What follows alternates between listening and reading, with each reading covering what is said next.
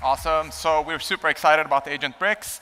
That's our last big announcement for today. We do have lots of big announcements in data analytics. It's a whole new category of things that we're going to release tomorrow, so please make sure to show up. But now I'm really, really excited for the man who needs no introduction. It's a Wall Street titan and one of the absolute most impressive CEOs that I've had the pleasure to meet, running a very large 300,000 person organization in a very regulated space. Please give a round of applause for Jamie Dimon, Chairman and CEO of JP Morgan Chase.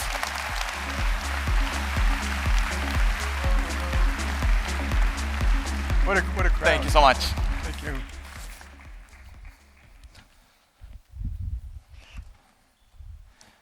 Wow. My God. It's a big audience, and it's filled all the way into the back, so but they can see us on the cameras in the back. So thank you for doing this. Super excited to have you here. Hell yeah, I'm thrilled to be here. Thank you, folks. I look forward to this. So I'm curious. You guys have a whopping $18 billion budget that you spend on IT every year. I'm super super curious. What are the biggest priorities with that? So JP Morgan Chase, we operate in 100 countries around the world, and we have 30 or 40 data centers around the world. It's constantly upgrading technology. Your data centers, your networks, cyber, and of course the world you guys are in is I've never seen somebody move quite this quickly in technology. But in every part of the company, the corporate center does networks, cyber, policy, stuff like that, but we have 55,000 programmers. So every part of the company has their own devoted programs, credit card, sales and trading, movement of money, which you guys use some of your product on, at a very detailed level. And whenever we meet, anytime with reviews, we go through what people's technology and AI projects are, to make sure we're trying to do the right job for our clients. That's awesome. Curious, so obviously of that $18 billion, AI has got to be a big priority. Yeah. Curious, what's the aim, what's the goal, what are the biggest things that you guys want to accomplish with AI, and how do you think about it in general? Yeah, so we've always been big data. I mean, my whole life, when you're in our business, for the risk you bear, trading, we move $10 trillion a day. We buy and sell 3 trillion of securities every day. And in 2012, we first used Palantir. And I remember sitting down with the Palantir people and going through this AI thing, saying, holy Christ, this is unbelievable. So right after that, started our own department. And we're probably one of the few companies, and then in 2014, and maybe 7 years ago, we hired a woman called Manuela Velosa, who ran machine learning at Carnegie Mellon. We have 200 people in a research group alone that does that for us. We now spend about $2 billion on AI. We have something like 600 actual in-use cases. Some are really important, some are more minor. That number will probably double next year, maybe triple. It'll just keep on growing. I just saw the demonstration of the watermelon cucumber thing. We'll have hundreds of those, and hundreds of agents. And we're just starting to use agents. And we took AI / data out of technology. So we're probably one of the few companies that said it's too important, and technology does a great job, and obviously they're deep partners, and all of them. Yeah. But we put it at the management table. So the woman running AI and data now reports to me and our president, so that we can elevate it, and that we spend much more time thinking about what are we doing to accelerate it? Are we doing enough? Are we doing it right? As you know, we test a lot of things. We work with a lot of people in the Valley. It will change everything. We don't have our head in the sand. There will be no job, no process, no function, nothing that takes place that won't be affected by it, mostly for the positive. There will be job issue, some job losses. And the other part, which is I think the hardest part, is getting your own people. I'm not talking about me or even the tech people, but getting all the people who run these businesses to understand the power of it. So they're saying, hey, if you can do that, I can do this. And so they come up with intelligent projects to do. I'm curious, you said this, that you took it out of the org. Yeah. There's so many leaders that are here in the audience, and they're in companies, and they ask all the time, what's the best way for us to accelerate AI and get the whole organization? Is this something you recommend, doing it that way, thinking about it that way? I do. And the problem with when somebody says, again, this is not an insult to anyone in technology, but when it's in technology, it's part of a conversation. The person is at every single meeting I have with management teams, is part of every conversation, and the way to accelerate it, first of all, we have people coming out here all the time, just to stay on top of what you're doing. We have investments in 100 different companies out here. You know, we're testing and learning. We don't mind failing and things. We test all the clouds, and but having it there, put it this way, every time we meet, at every detailed meeting, so it could be like a small business credit card, it could be the movement of money, or it could be how we do swipes, or it could be sales and trading, FX in Vietnam. We have people saying, what can AI do to do that better?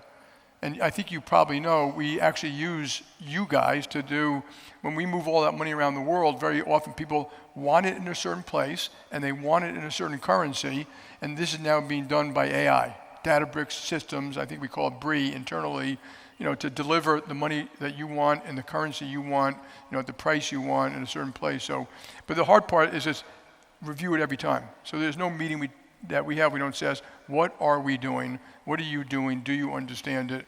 We opened up for internal documents. We have 200,000 people using LLM on our internal data. So not this is not LLMs on the web. And the internal data the companies have probably dwarfs some of the stuff you have on the web. And it's very specific. Where you shopped and what you bought and what you did and how you spend your money and where you travel, what restaurants you like to eat at. So we're allowing people to use that internal, and we're constantly dumping more data into that. So started thinking with emails and just reviewing legal documents and things like that. But now you're going to get more and more data that could be analyzed inside. And eventually, because the data warehouse, data lakes you guys do, we can analyze this data, both internal data and external, without leaking the internal, which we can't do. We're just prohibited for a whole bunch of different reasons. So. Yeah, makes sense. How important is this data? Like, can you have, is AI and data kind of separated, or you really need, a great foundation? And, we're so fortunate to have you guys as customers, you know. The hardest part's the data, which Yeah. It isn't the AI. It's not the machine learning, it's not the generative AI.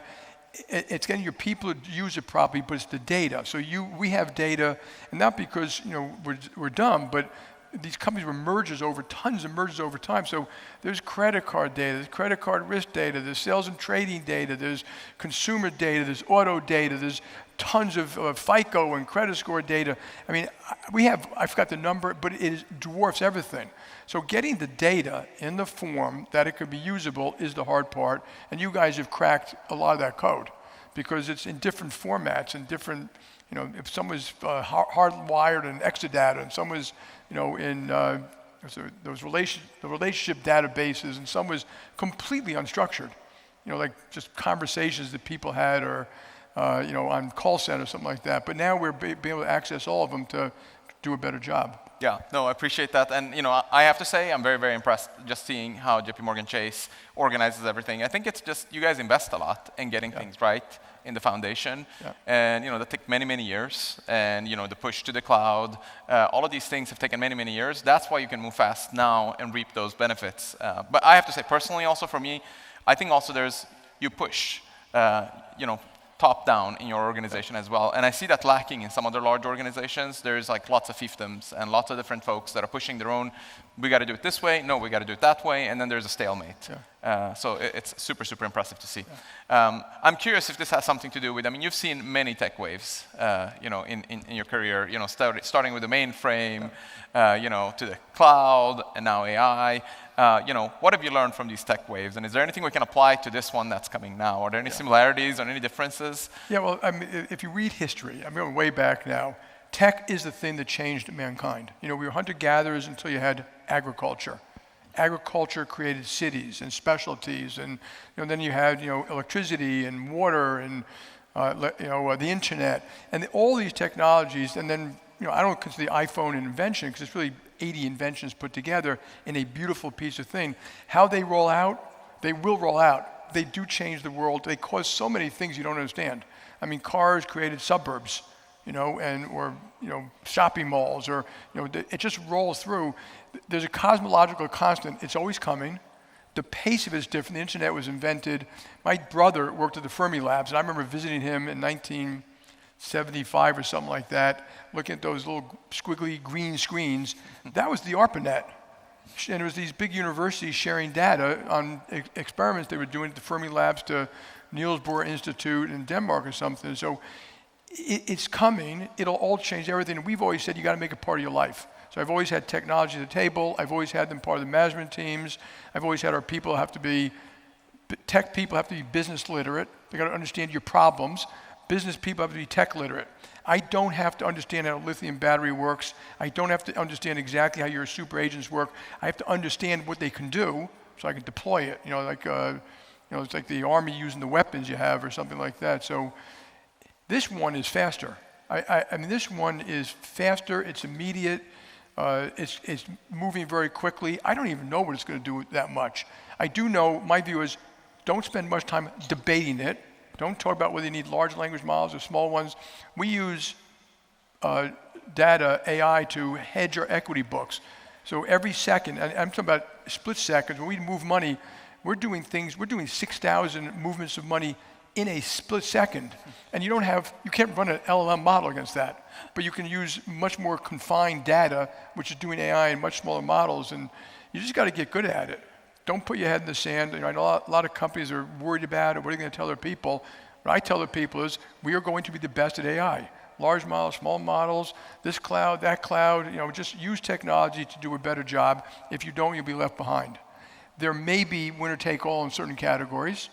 I also don't want to be arrogant about it. JP Morgan's ahead of a lot of people. On the other hand, you guys are going to be able to deploy your, as a competitive matter, my competitors will get it from other people too. And then, people who serve smaller banks, they're going to use your stuff and deliver it to them. So, all the competitors will have it. It isn't like you're going to be the only one with these weapons, but maybe being first matters a lot in terms of having data. So this is going to be fun. This is going to be hard. This will change a lot. And the other thing about jobs, it is what we learned like in a call center. I thought, oh God, go to credit card call center. People spend $1 trillion a year on our credit card. And that will deploy data and it'll just change the calls. It doesn't work like that. You have to deploy it on a task, at least so far. Yeah. And when you're deploying that task, you can deploy it on another task. And it works on that task. It will reduce jobs and make our lives easier. But I tell people, we have in operation centers and call centers 150,000 people, but the turnover is 15 or 20%. So I look at attrition as being your friend. If we know it's going to change, and then we can retrain and redeploy people. So a lot of those people are very talented. They know our client base, or they can upskill. So a lot of things you can do that can take care of your people. We are going to take care of our people. And the other thing about AI, it's going to be used by bad people. We know that. Just so we're cars, planes, pharmaceuticals. So you need some kind of understanding of that. But the thing that scares me the most is on cyber. And I've heard literally in the last week or two, we spend almost $1 billion a year in cyber protection just in the last week or two about how people are using agents to try to penetrate major companies. And that's scary stuff. And so we have to really make sure we protect ourselves. And there are bad guys already using it. And of course, we're trying to use it to combat them. So. But it's also true with all technology. All technology, right? yeah. It's just this one maybe is faster. This is faster, and cyber. The thing about cyber is, I tell people, like when you talk about warfare now, it's here. It's in our computers.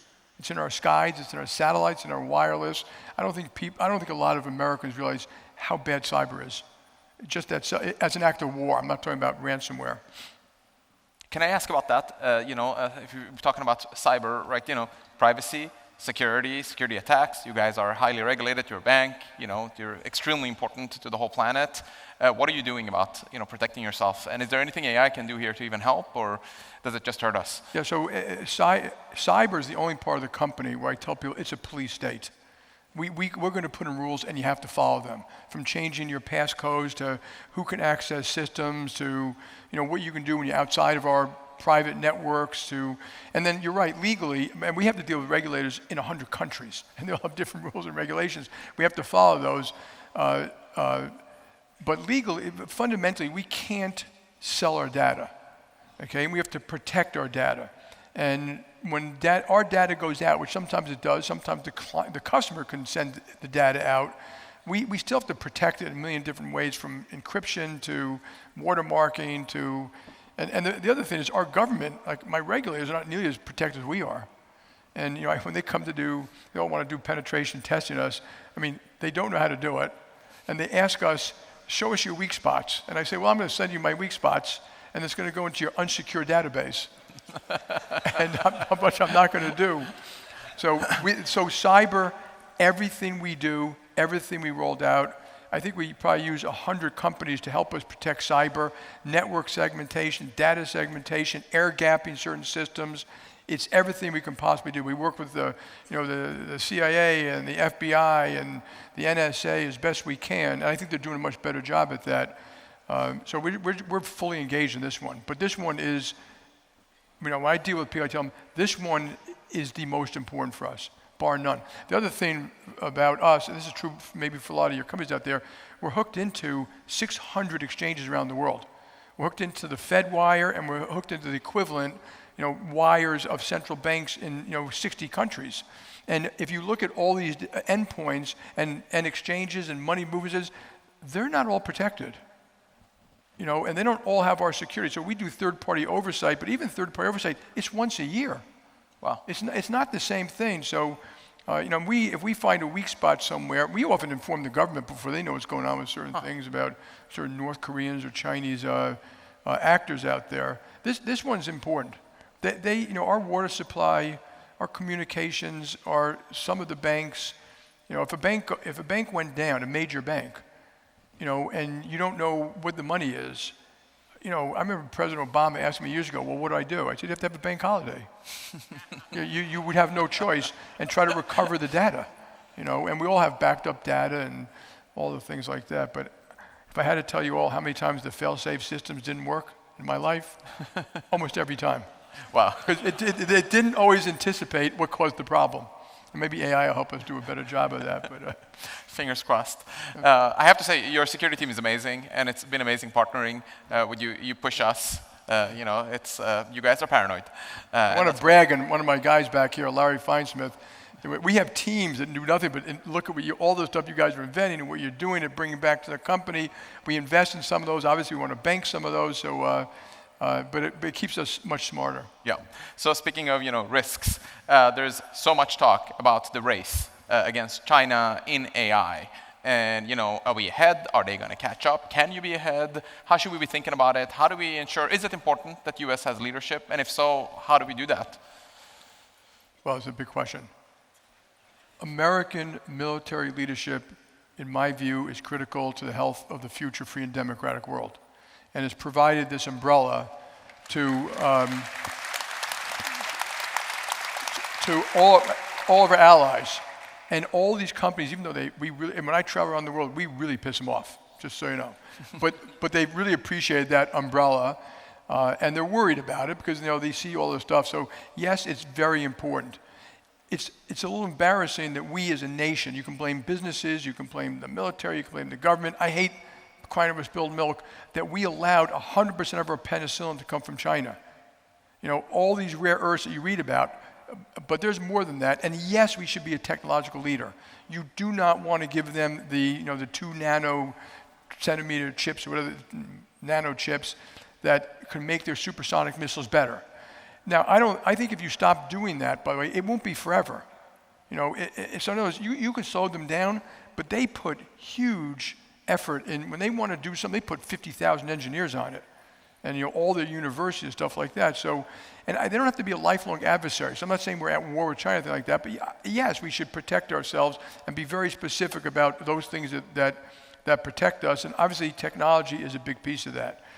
They can get, they get some of the stuff you all do from, because people sell to third parties, they're going to get it anyway. They're probably using Databricks inside China. I don't know if you're on any of those sanction lists or anything like that, but this is critical. And I look at it, and then our economic relationship. We have to maintain those two things to keep the world free and safe. And those are the two most important things. And will they have a recession next year? I don't consider that nearly as important. And so, I think we're doing a lot of the right stuff to do that. We should have started years ago. It's unfortunate. But and for you all in the room, we don't have enough welders to build the boats that we need built.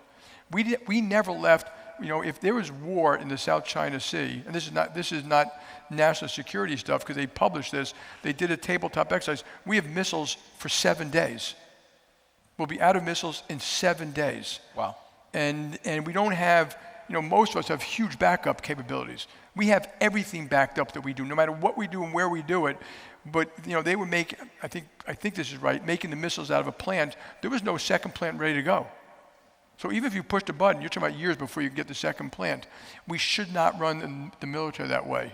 They also, and this has also changed, they have these big programs in the boats and the aircraft carriers, and technology may make, and you see the drone stuff in Ukraine, technology may make aircraft carriers obsolete. And we got to move quickly. So the military usually has to do contracts that be approved. But if you want to buy the best, newest drones, you want to go to Anduril, this company Voyager we took public yesterday, you have to allow the military to buy from you, cancel that, and buy from you, modify that, and like a business would, as opposed to it's got to be like a 20-year contract. So we have a lot to do. We have a thing we're going to do called the Defense Action Forum, kind of laying out all these issues, trying to help the government do a better job with them. Yeah, that makes a lot of sense. Okay, on that topic of the sort of arms race that's going on, when you look around the world, the economy, geopolitics, what worries you the most? Yeah, it's this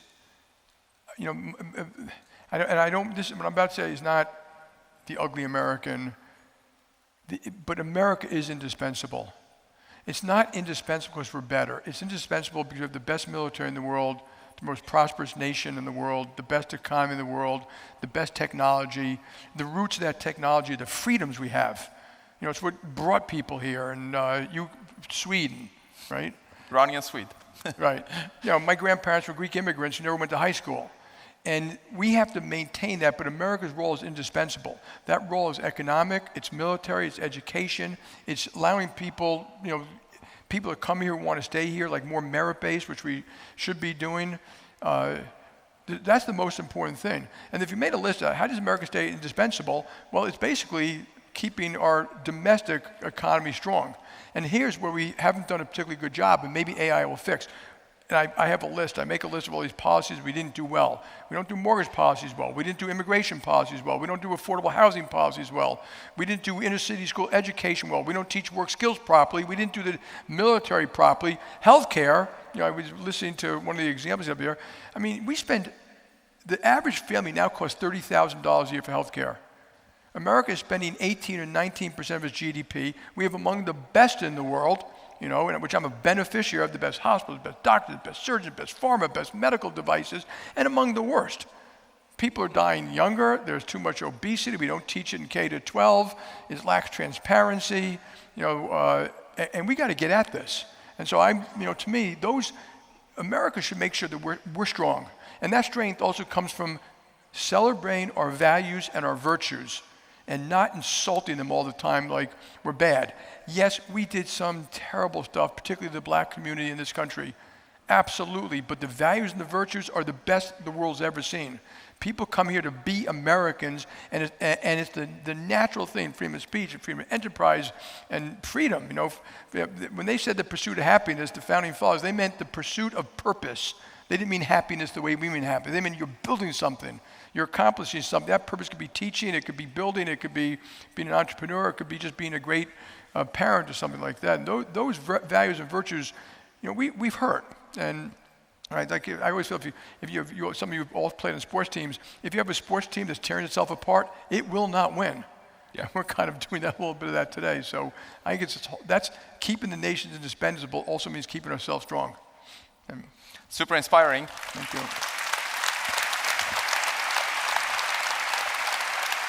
Thank you.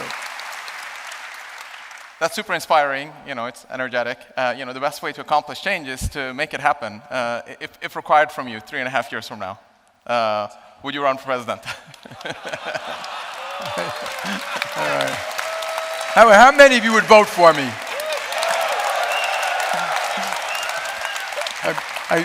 I get all the rich white people to vote for me, probably. But I am a banker. I'm 69. I always say I would love to be president, but you'd have to anoint me. I've never run for office. I think this is a skill. Now maybe I can have my campaign team be one of your agents and tell me what to do, what to say, and where to go. But I've never done that, so I think the answer is no. I will do anything to help the country, though. Yeah. Okay, well, anything for the country, all right? We'll take that. Okay, so switching back to banking then, I'm very curious. In fact, I was meeting one of the CEOs of one of the big banks here, just a couple of years ago, and he told me like the best thing about our financial system is that the banks are more robust than they have been ever. It's literally one of the CEOs, one of your in one of the big banks. And the next day, SVB basically collapsed. And then we had the First Republic, and which you guys bought, and so on. And you guys are sort of been in the middle of that. You bought First Republic. You've been advising companies from small, medium to large. I'm curious, what are you seeing? What are you recommending when it comes to this financial sector? Yeah. So first we bought WaMu. I don't know if any of you were WaMu clients, but we're now the largest retail bank in California, the largest private bank in California, the largest commercial bank in California. We've built a whole new campus in Palo Alto and we're covering now. We're doing a better job because we didn't realize that the bad job. You always have to be honest with yourself. Silicon Valley did a lot of things well. And now we're learning how to do that, move faster. We've had a campus in Palo Alto. We have 500 bankers doing the innovation economy, which I hope includes a lot of people in this room. And then we have some of our investment bankers here, doing bigger companies, from the biggest to small and stuff like that. And so huge investment, making a huge investment in San Francisco, because California is, it's amazing every time I come out here, it kind of blows me away. I had a dinner last night with a bunch of CEOs and all the things they're doing. So the financial system is extremely strong. That will never mean that every company is. And the regulations, which I won't bore you with, but what Silicon Valley Bank did in First Republic was irresponsible. I would never have allowed it. It was basically interest rate exposure. And so we bought First Republic. We hedged all the interest rate exposure within 2 days. Wow. And the hard part of a First Republic is, we had to take 10,000 people literally working on future-looking stuff, and now they have to look on backward-looking stuff, is consolidating all the systems, HR, finance, tech, databases, customers, legal, all the systems. It's a lot of hard work. We kind of assimilated in a year. We learned a lot from it. There were some very good people there, so you always learn a lot from when you do something like that. But the system is sound. I think what they really should do is, and people should always do, take a step back, take a deep breath. Regulators become like whack-a-mole. We have GSIB and CCAR and SLR and Basel II and Basel III and Basel IV, and it's getting crazy. And the worst part to me is what happened with First Republic and Silicon Valley Bank. It didn't have to happen.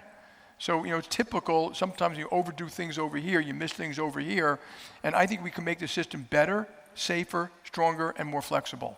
That should be their goal. And and then a lot of what they do has all these unintended consequences, which you all read about. Mortgages out of the banking system, private credit, leveraged loans. 50% of the bank, which is fine. I don't mind competition. Did they intend for that? And I'll give you one bad one. This won't affect you. We've gone from 8,000 public companies to 4,000 over the last 30 years. It should have been 8,000 to 16,000. Going public is expensive, litigious, costly. The reporting requirements are high, cookie cutter boards, cookie cutter compensation, cookie cutter this. So companies avoid it. And is that the right thing? Because I think you'd have a better system, and Sweden does it. One of the benefits by being JP Morgan, you can see the world. They've created a small, think of $1 billion company, $500 million, that can go public, that people want to invest in, that's got sponsored research with less reporting requirements, less costly SEC type of things, and it's caused a vibrant equity business there. And I think we should go back to doing something like that and just make it easier if that's the way you need to raise capital. You guys don't have to do that. Some people don't have to, some need it, and some want to for a whole bunch of different reasons. But yeah, I think we just make the system better. Yeah. And it's a shame. What you don't want 2 banks failed, and the whole world, was going hysterical, breathing over this thing. And I could have told you it was going to happen, and I'm not hysterical at all. And if rates go up, I always tell the regulators, we're prepared for rates going to 8% or something like that, or 9%. We'd still be fine, But I've always told them, but you wouldn't be fine. You're not prepared for it. And so I guess it's a risk management thing. We always look at risk management, not guessing the future, but laying out the wide range of possibilities and then studying, can you handle that? And in fact, I know our CFO is looking at one of your guys' things, we call it stress testing, to see how he can use some of your agents to do a better job on certain stress testing. But the Fed has us do 1 stress test a year.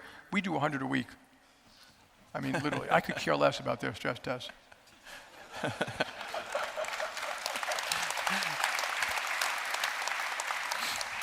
Yeah, so I got to ask you, if you look at the economic outlook right now, what are you seeing? What's going to happen with rates? What's going to happen with inflation? I have never, and I've gone on Chat 4.0 and asked this question, by the way, so feel free to do it yourself. I mean, no one can answer the question. I do think 20 years from now, 50 years from now, you're going to have a huge cockpit like you have here, huge screens, constantly monitoring what people are doing, what they're spending, what they're growing in bursts and traveling and weather and constantly adjusting the economy to keep it growing at maximum speed.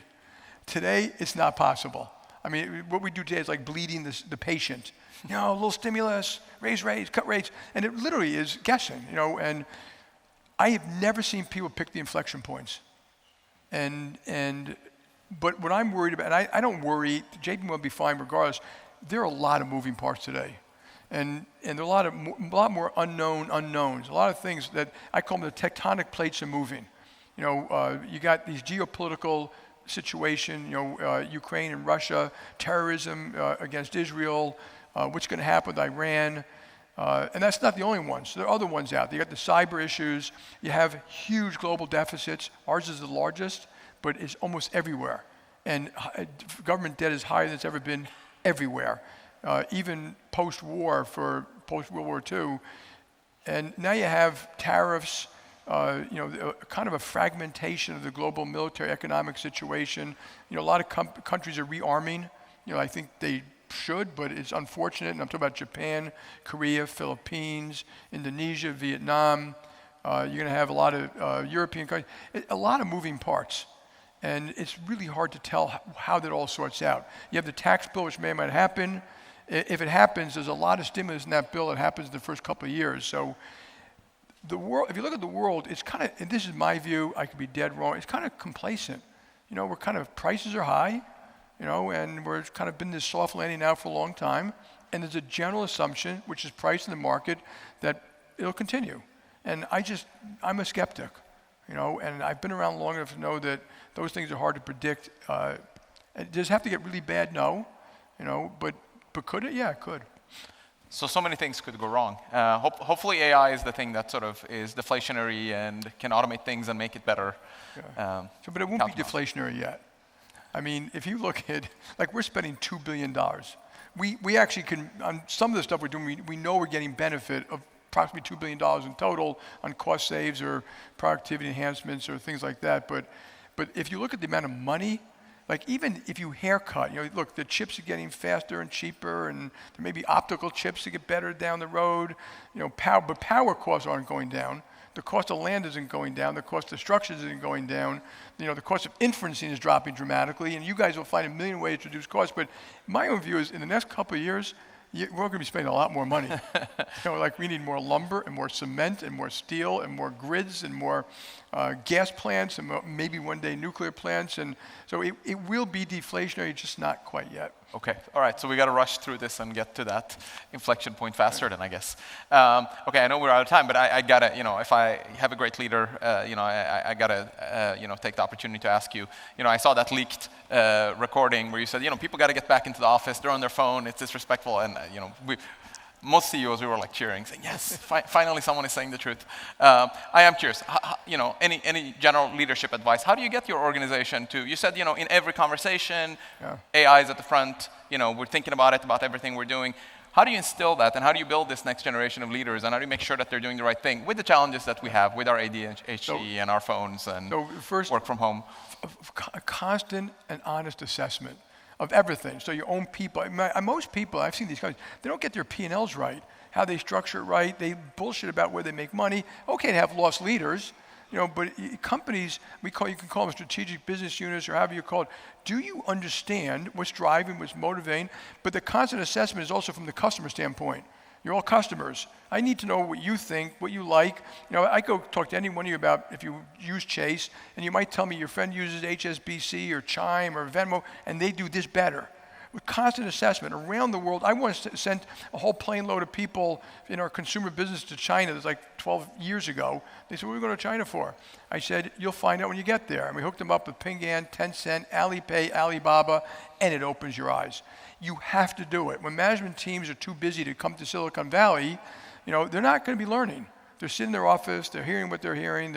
So it's customers, it's assessment, it's talking to your regulators, it's a deep honesty, and that's analytics, detail, repeat, rinse, full assessment all the time. Then you got to have real discipline around that, which is, we have real reviews of businesses but heart and humanity, meaning people don't want to work for jerks, and when you become a senior person, it's amazing, you don't know that much. I have to call, if I want to know about, data lakes, and I have to talk to Larry back here and have him explain it to me. If I want to know about, FX trading in Indonesia, I got to call an expert in that. And so there's a humility around that about what do they know, how do you know it? They have to be free to speak up. You have to create an environment where people feel treated with trust and respect, and they can contribute to the company to the best of their ability, whatever. They could be white, they could be black, they could be LGBT. We have special programs for disabled, neurologically disabled, veterans, but they're very shy people. You have to go out of your way to get the best of the people, and it's amazing when you do what it does for a country, a university, a company, and you create that environment. You have to, in some ways, in a nice way, you should fire the assholes. It only takes a few of them to destroy a meeting,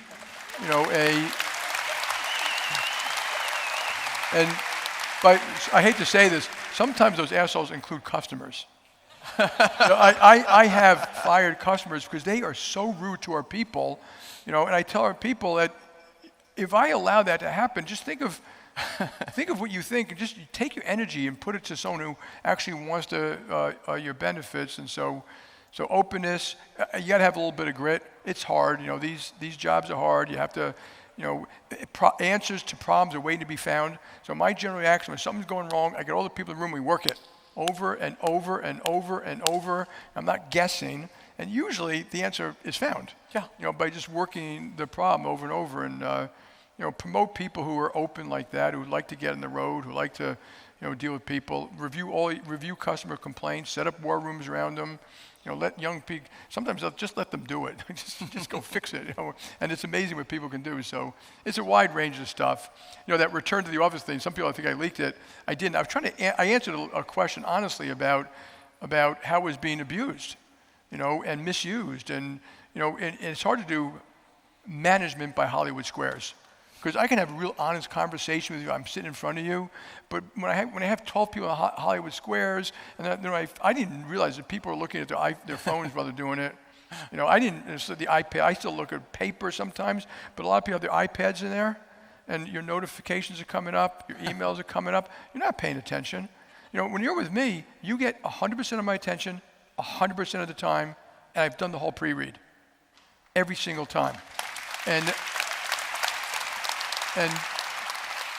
you're always learning stuff like that. So I think you have to have certain disciplines or you lose, and you have it, it's like also the management teams have to work. You can't run a company, you can't run any part of a company and think you can retire in place. When Tom Brady or Simone Biles, you talk to them about their discipline and effort, it's not just the game, it's in practice. It's in reviewing the films. It's in learning new stretches, and if you want to be a winner in this world, you've got to give it your all. And then you can't. There's nothing wrong with you. You shouldn't be the boss anymore. That's amazing. Super inspirational, Jamie Dimon. Thank you so much Ali, for coming. Thank you, folks. Good luck to all of you. Thank you so much. Good. Thank you.